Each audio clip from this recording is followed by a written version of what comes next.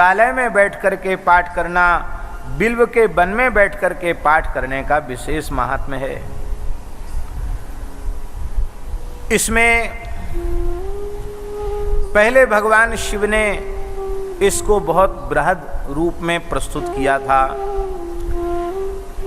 विद्वेश्वर संहिता, रुद्र संहिता, विनायक संहिता, उमा संहिता, मातृ संहिता, एकादश रुद्र संहिता, कैलाश संहिता, शतरुद्र संहिता, कोटि रुद्र संहिता, सहस्र कोटि रुद्र संहिता, वायवीय संहिता और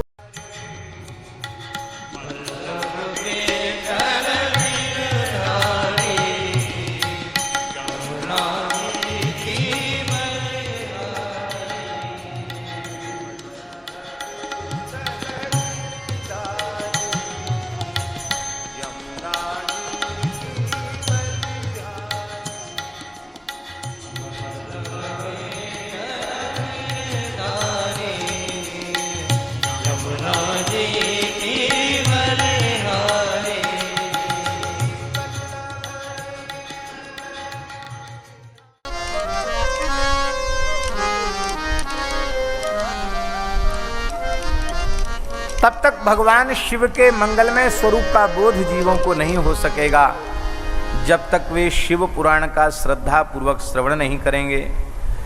तब तक यमदूत पृथ्वी पर घूमते रहेंगे, जीवों को घसीट घसीट कर नरक ले जाते रहेंगे जब तक जगत में शिव पुराण का उदय नहीं हुआ।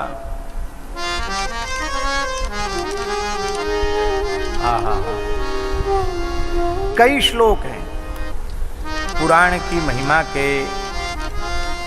तावत् सर्वाणि क्षेत्राणि विवदन्ति महीतले यावत् शिव पुराणं हि नोदिष्यते महीतले नोदिष्यति महीतले नोदेष्यति महीतले।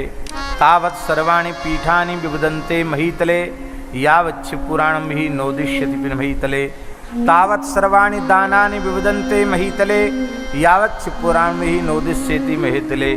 तावत् सर्वे च ते देवा विवदन्ते महीतले यावत् शिव पुराणं हि नोदिष्यते महीतले। तावत् सर्वे च सिद्धान्ता विवदन्ते महीतले यावत् शिव पुराणं हि नोदिष्यते महीतले। तभी तक सभी धर्म क्षेत्र वाद विवाद में पड़े रहते जब तक शिव पुराण का उदय नहीं। इसका मतलब है पवित्र तीर्थ क्षेत्र, दान, देवी देवता, सिद्धांत, ये तब तक विवादों में उलझे रह जाते हैं जब तक शिव पुराण का उदय नहीं होता। शिव पुराण का उदय होने से जीव को पूरा समाधान मिल जाता है। हे ऋषियों, एतत् शिव पुराणं हि श्लोकं श्लोकार्धमेव च यः पठेत् भक्ति संयुक्तः स पापान् मुच्यते क्षणात्। नित्य एक ही श्लोक पढ़े, एक नहीं पढ़ सकता आधा पढ़े, आधा भी नहीं पढ़ सकता है तो चौथाई श्लोक का पाठ कर ले, वह भी संपूर्ण पापों से मुक्त हो जाता है। जो आलस्य रहित होकर के यथाशक्ति प्रतिदिन मूल पारायण करता है वह जीवन मुक्त है, इसमें संदेह नहीं है। इस पुराण की पूजा करने वाले को भी अश्वमेध आदि यज्ञों के फल की प्राप्ति हो जाती है। हर महीने में शिवरात्रि आती है जिसको मास शिवरात्रि कहते हैं, चतुर्दशी। इस चतुर्दशी तिथि के दिन उपवास करके जो शिव पुराण का पाठ शिव भक्तों के बीच में करता है उसे प्रत्येक श्लोक के अक्षर के अनुसार गायत्री पुरस्चरण का फल प्राप्त होता है। कितनी महिमा है। अंत में वह मोक्ष को प्राप्त करता है।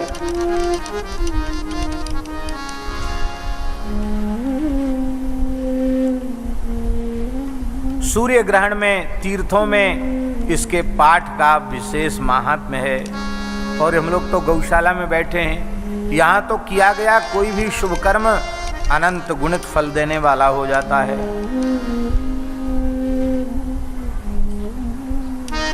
रुद्र संहिता का जो पाठ करता है वो ब्रह्मघाती भी हो तो भी पवित्र हो जाता है। श्री भैरव मूर्ति के पास मौन व्रत धारण करके 3 दिन तक रुद्र संहिता का पाठ करे तो उसकी संपूर्ण कामनाएं पूर्ण हो जाती हैं। इसमें एक संहिता रुद्र संहिता भी है, 7 संहिताओं में। ऐसी इसकी अपूर्व महिमा है। अब एक विशेष बात श्री सूत जी महाराज कह रहे हैं। कैलास संहिता यास्तु महात्म्यम वेत्ति शंकरः। इसमें एक कैलाश संहिता है, उसके महात्म्य को भगवान शिव जानते हैं। कृत्स्नम तदर्धम व्यासश्च। संपूर्ण महात्म्य शंकर जी जानते हैं, उसका आधा महात्म्य व्यास जी जानते हैं, और व्यास जी का भी आधा, माने चौथाई में जानता हूँ। सूत जी कहते हैं मैं चौथाई ही जानता हूँ, पूरा पूरा मैं भी नहीं जानता। फिर भी कुछ कहकर के अपनी वाणी को पवित्र करूँगा। मैंने ऐसा कोई पाप नहीं खोज कर पाया कि जो रुद्र संहिता के श्रवण से नष्ट न हो जाए। इतनी बड़ी महिमा इसकी है। शिवालय में बैठ कर के पाठ करना, बिल्व के वन में बैठ कर के पाठ करने का विशेष महात्म्य है। इसमें पहले भगवान शिव ने इसको बहुत बृहद रूप में प्रस्तुत किया था। विद्वेश्वर संहिता, रुद्र संहिता, विनायक संहिता, उमा संहिता, मातृ संहिता, एकादश रुद्र संहिता, कैलाश संहिता, शतरुद्र संहिता, कोटि रुद्र संहिता, सहस्र कोटि रुद्र संहिता, वायवीय संहिता और धर्म संहिता। ये 12 संहिताएं इसमें थी।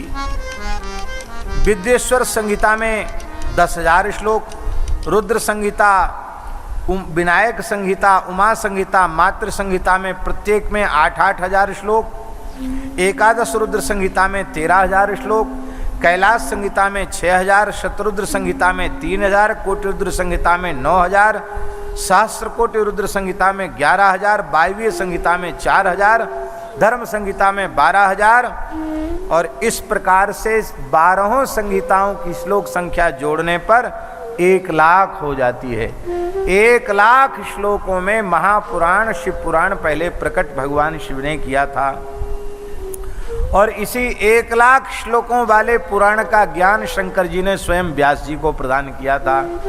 लेकिन व्यास जी ने सोचा कि 1,00,000 श्लोकों वाला महाभारत तो कोई पढ़ता नहीं, अब इसको 1,00,000 श्लोकों का और हम बना देंगे तो लोग लाभ नहीं ले पाएंगे। इसलिए उन्होंने इसको 24,000 श्लोकों में संक्षिप्त कर दिया और 7 संहिताएं, 12 संहिताओं की जगह 7 संहिताएं इसमें निर्धारित कर दी।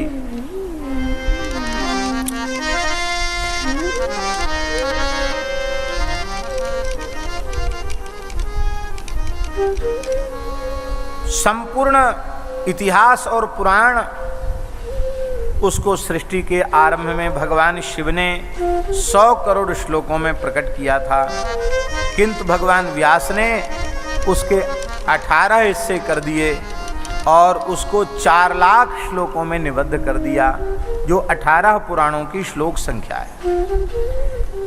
जो शिव पुराण हम लोग इस धरती पर कह सुन करके अपनी वाणी को पवित्र करते हैं, यह शिव पुराण, इसके 24,000 श्लोक हैं और 7 इसकी संहिताएं हैं। बोलो भक्तवत्सल भगवान की जय।